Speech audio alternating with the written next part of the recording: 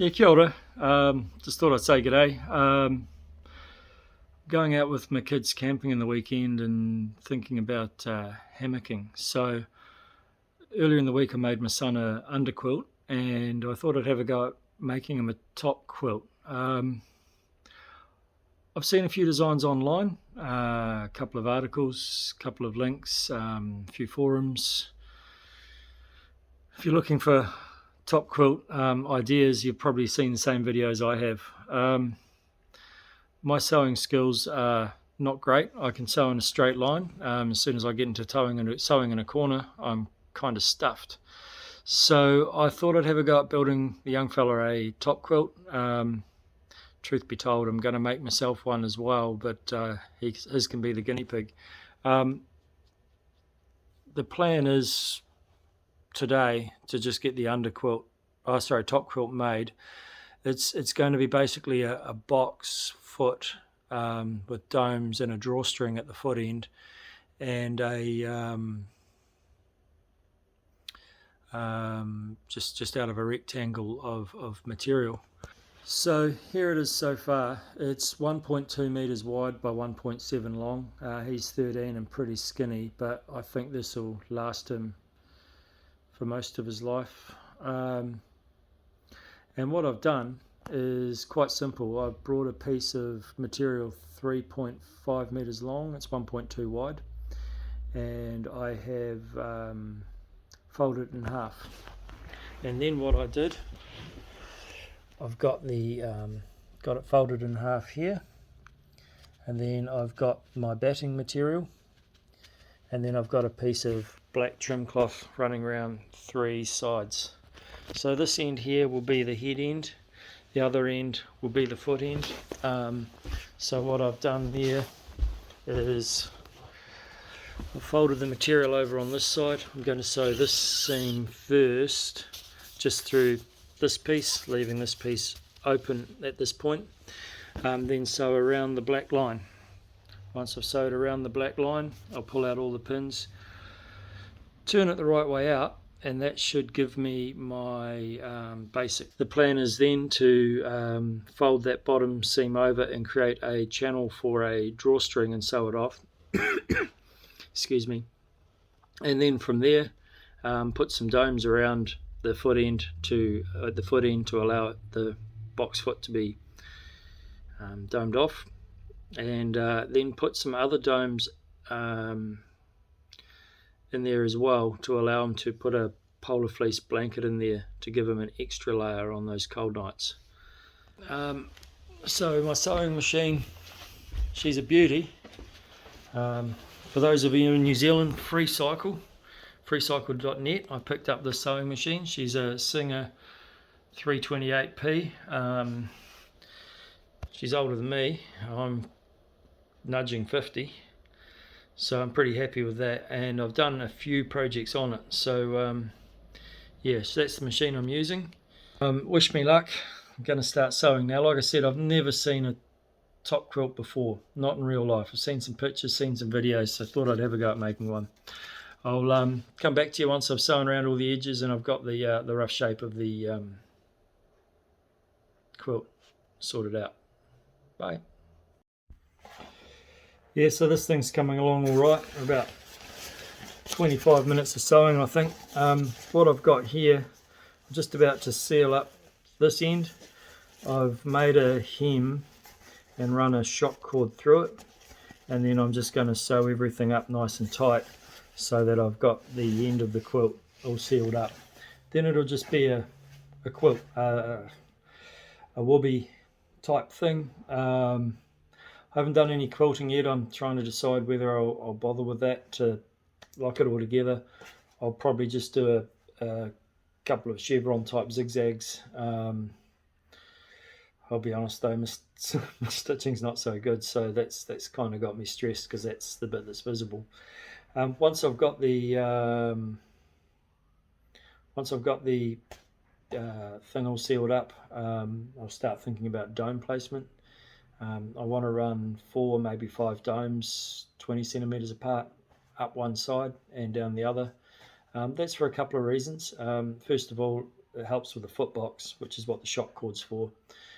Second thing is I would like to put a head hole in it so the young fella can wear it as a poncho and pull those domes around and do them up around his waist and use it like a cloak, I guess. So yeah, that's kind of that's the plan. Let me run this seam up and then I'll show you where I've got to with it. Thanks for watching so far. Hey, if you've made one of these, I still have to make one for me, so if you think I've done it completely wrong, please let me know, so when I do version 2 you might be able to give me some ideas to make this thing work a bit better. But hey, it's all about learning and doing it yourself. Well, I mean, I've never seen a quilt before, a proper top quilt, so I've only seen photos and videos, so yeah, let's just see how it goes. Yeah, g'day team. Another day here. Ran out of free time. Had to do a couple of jobs. Go to a meeting last night, so didn't quite get the wooby or top quilt. Sorry, finished. I'm just doing the quilting stitching now, and then once I've done that, I'll get it out and let you see what's going on. There's my assistant. About as useful as a pocket on a handkerchief, eh? But hey, so I'll get this quilting done, and then when that's done, I'll show you what we're up to. So here's the finished top quilt. The end over there, that's the head end. This end here is the foot end. Now, as you can see, I've run a piece of shock cord along the bottom and some domes up this side, and if I turn over this side we can see there's some domes up there. At the head end there is also a piece of shock cord bunching the top up a little bit. I'll come back to that later. So I just did some basic quilting. You can see there's 3 herringbones, 1, 2, 3 and a seam up the middle. Was it needed? I'm not sure. I'm just hoping that it's enough to stop the fill inside from potentially moving if you know, because it wasn't a fill that had a fabric backing on it, so it was just to give it a bit more strength and rigidity. Okay, so getting to using the quilt. Okay, so what we do is we fold these domes over. Sorry, I'm trying to do it one-handed. We fold these domes over and snap the snaps. It's much easier with 2 hands. Snap the snaps.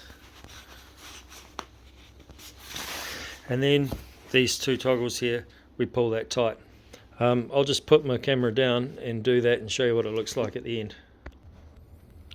Okay, now that's done, we can see that we have a sealed in foot box. So when we lay the quilt down, we've got a top quilt suitable for a young fella.